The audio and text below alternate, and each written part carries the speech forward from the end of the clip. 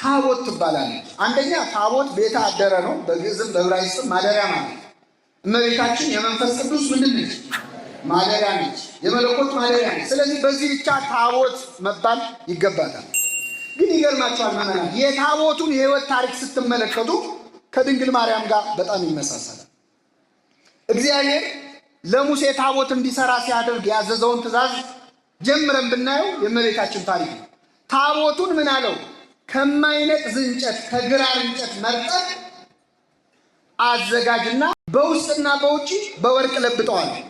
ታቦት ማለት ከማይነቅዝ እንጨት ከግራር ልባሩ የተዘጋጀ ነበር። በውስጥና በውጪ ደግሞ በወርቅ ምን ያለ የተለበጠ ነበር። አሁን ታቦት ምንላ ማንን ነው? እመቤታችን ነው። የማትነቅዝ ነች። በኃጢአት ዓለም ሁሉ በኃጢአት ሲነቅዝ ያልነቀዘች ንጽሕት ሆና የተገኘች። ግራር እሾሃማ ነው አይደለ? ዙሪያው እሾህ በተባሉ በአይሁድ መካከል ያበበች አበባ ነች እመቤታችን። በውስጥና በውጩ በወርቅ ለብጠዋለው። ይህ የንጽህናዋ ምሳሌ ነው። ወላዲተ አምላክ በውስጥም በውጭ ንጽሕት ነች፣ ቅድስት ነች።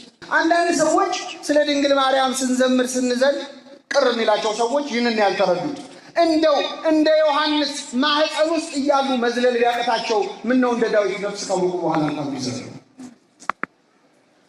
ዳዊት የዘለለውን ዝላይ ለእመቤታችን ዮሐንስ ደገመው። ስለዚህ አማናዊቷ ታቦት ማናት? ታቦቱን ዘሎ ሮጦ ሄዶ የነካው ኦዛ እዛው ታቦቱ ስር ምን ሆነ? ተቀሰፈ። እመቤታችንን እንዲቀብሩ ሐዋርያት ሲሄዱ ታውፋንያ የተባለ ጎረምሳ ተልኳል።